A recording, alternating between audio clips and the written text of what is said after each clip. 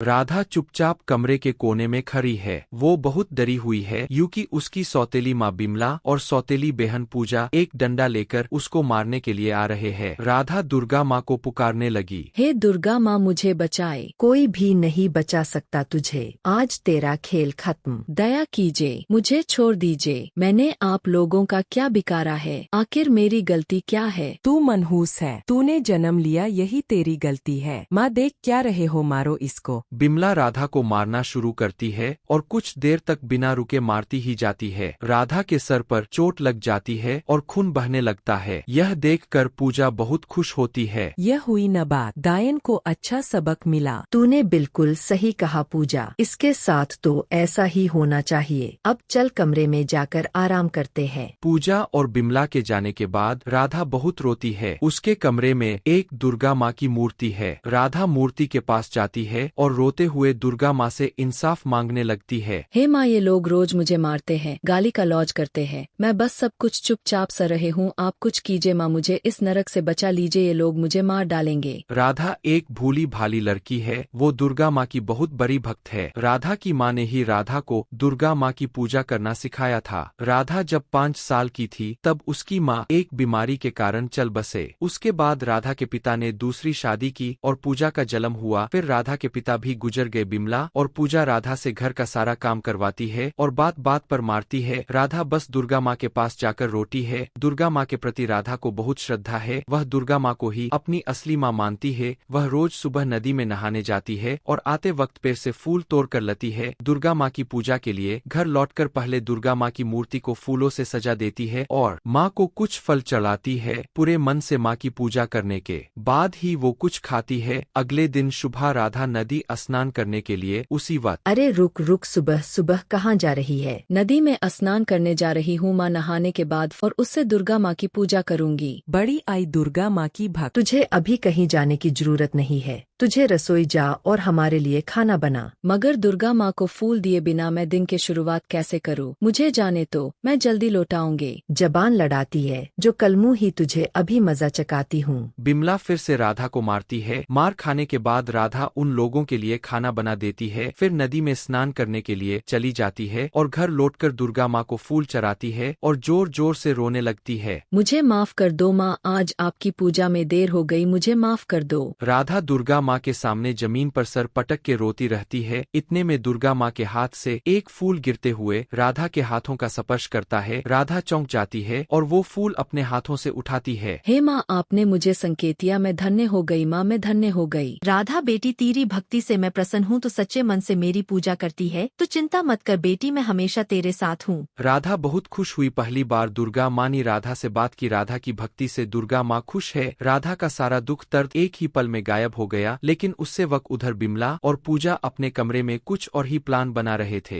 ये मनहूस राधा तो कुछ काम की नहीं है, घर का काम तो करती नहीं है, दिन भर बस दुर्गा माँ की मूर्ति के सामने बैठी रहती है। इसका कुछ करना पड़ेगा। हाँ माँ, मेरे पास एक जबरदस्त प्लान है। क्यों न राधा को अनाथ आश्रम भेज दिया जाए। वाह बेटी, ये तो तूने बड़ी अच्छी बात करी है। तू तो बहुत ही चालाक है। आखिर बेटी किसकी हूँ? वो बात तो है। बिमला तुरंत अनाथ आश्रम में ख्वर कर देती है और अगले दिन सुबह राधा जब नदी में स्नान करने के लिए निकल जाती है, उसके बाद अनाथ आश्रम से एक उरद आती है राधा को ले जाने के लिए। थोड़ी देर बाद राधा घर वापस आती है और वो उरद उसके सामने आती है। तुम ही राधा हो न? हाँ क्यों? मैं तुमको ले जाने आई हूँ, चलो मेरे साथ। मतलब कहाँ चलना आए? अनाथ आश्रम। मैं भला अनाथ आश्रम क्यों जाऊँ? यह मेरा घर है, मैं कहीं नहीं जाऊंगी। विमला राधा का हाथ पकड़कर जबरदस्ती करने लगती है। राधा जोर जोर से दुर्गा माँ को बुलाने लगती है। दुर्गा माँ मुझे बचाइए, मुझे बचाइए दुर्गा माँ। राधा की आवाज सुनते ही मैं मूर्ति से बाहर आती है। उनकी आंखों से एक चमत्कारी रोशनी निकलती है और तुरंत पुलिस आ जाती है। क्या हुआ, ये लड़की चिल्ला क्यों रही है? राधा पुलिस को सब कुछ बताती है। सब कुछ सुनने के बाद पुलिस अफसर बोलते हैं, जबरदस्ती तुम इस मासूम लड़की को अनाथ आश्रम भेजना चाहती हो, ये कानून के खिलाफ है। चलो थाने चलो। पुलिस बिमला और पूजा को उठा कर ले जाती है। राधा को मुक्ति तो मिल जाती है मगर कुछ ही वक्त के लिए, कुछ ही देर में उन दोनों को जमानत मिल जाती है। बिमला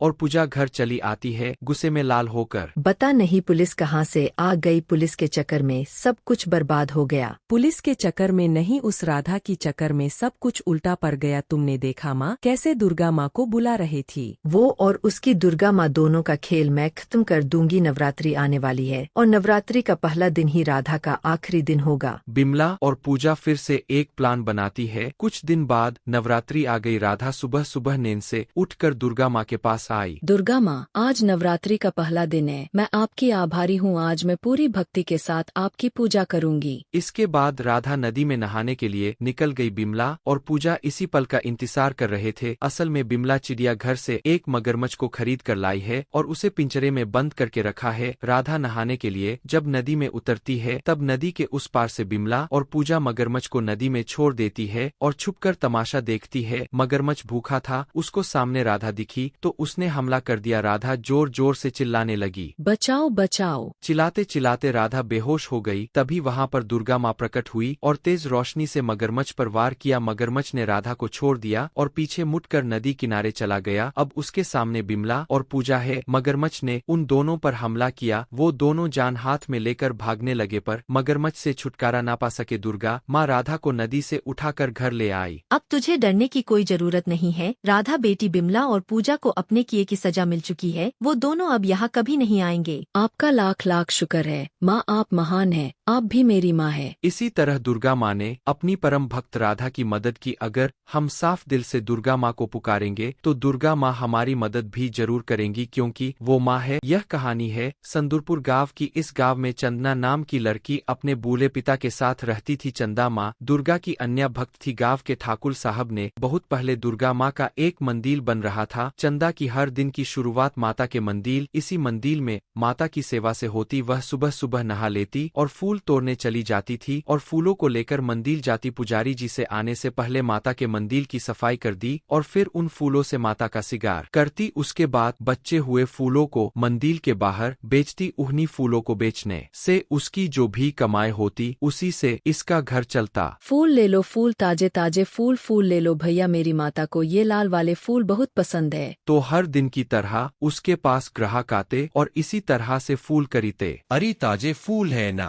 हाँ हाँ बाबू साहब, बिल्कुल ताजे है। मेरी माँ को क्या मैं बासी फूल चढ़ाऊंगी। गांव की पुजारी जी भी चंला को बहुत प्यार करते थे। चंला माँ की भक्त तो थी ही, उसका स्वभाव भी बहुत अच्छा था। वो किसी की भी मदद के लिए हमेशा तैयार है थी। एक दिन की बात है, जब सुबह सुबह वो फूल तोड़ रही थी तो उसे किसी कुत्ते की आवाज आती है। ये तो किसी पिल्ले की आवाज आ रही है, लेकिन ये आवाज आ कहाँ से रही है। वो आवाज के दशा में आगे बढ़ी। कुछ दूर चलने पर उसे बहुत बड़ा सा गड्ढा देखा। उसने उसमें जाकर देखा तो उसने एक कुत्ते का पिल्ला गिरा हुआ था। उस गड्ढे का अंदर कंटरी झाड़ियाँ भी थी। वो उसमें गिरकर फंस गया था और शरीर से खून निकल रहा था। वह कंटरी झाड़ियाँ से खुद को निकलने की कोशिश कर रहा था, लेकिन वह बहुत छोटा था, इसीलिए उसे सफलता नहीं मिल रही थी। अब चंदा ने उसकी ऐसी हालत देखी तो उसे उस पर बहुत दया आ गई। अरे यह तो कितना छोटा सा है, बेचारा कितनी बुरी तरह से घायल है, मुझे इसकी मदद करनी होगी। चंदा उसे पिल्ले को बचने के लिए उस गड्ढे में खुद उतर गई। गड्ढा बहुत गहरा था, इसीलिए उसे परेशानी हुई। पिल्ले को बचाने में कंटरी झाड़ियाँ उसे भी चुभी और खून निकलने लगा, लेकिन उसने इस बात की वह नहीं की और उसे पिल्ले को बाहर लेकर आ गई। पिल्ला प्यार से उसे देखने लगा, उसने भी गले लगा लिया। देख अब तू उधर नहीं जाना, तू गिर गया था समझा, अब वहाँ नहीं जाना, चल अब मैं चाह रही हूँ, मुझे मंदिर जाना है। उसके बाद चंदा भागी भागी मंदिर पहुंची। पुजारी जी जब उसकी ये हालत देखी तो उससे पूछा, माफ करिएगा पुजारी काका, आज बहुत देर हो गई, मेरी माँ गुस्सा तो नहीं करेगी मुझ पर। अरे ये क्या हालत बना रखी है तूने, और ये तुझे चोट कैसे लगी? तेरे घाव से तो खून निकल रहा है। अरे पुजारी जी मामूली चोट है, ये तो ठीक हो जाएगी। लेकिन ये हुआ कैसे? उसके बाद चंदा ने पुजारी जी को सारी बात बताई। उसे सुनकर पुजारी जी ने कहा, तू सच में बड़ी नेक दिल लड़की है। चंदा, सभी जीवों में ईश्वर का वास होता है, ऐसे भक्तों पर माता गुस्सा नहीं करती, उसे बहुत प्यार करती है। चंदा ने हाथ पैर धोकर फिर माँ का सिंगारारंभ किया और फिर बाहर फूल बेचने के लिए आ गई। लेकिन जब वो बाहर आई तो उसने देखा कि वो छोटा सा पिल्ला मंदिर के बाहर उसका इंतजार कर रहा था। उसके बाद तो वो चंदा के साथ ही रहने लगा। चंदा ने प्यार से उसका नाम रखा था राजा, लेकिन एक पिल्ले का इस तरह मंदिर के आसपास रहा सूरजमल को बिल्कुल पसंद नहीं आया। वो चंदा को हमेशा हमेशा इस बात के लिए टोक देता। अरे चंदा, तेरा दिमाग ठिकाने पर है कि नहीं? ये मंदिर के आसपास कुत्ते के पिल्ले का क्या काम तुझे पता है ना? इसके कारण पूरा वातावरण अपवित्र हो जाता है। चल इसे भगा दे यहाँ से।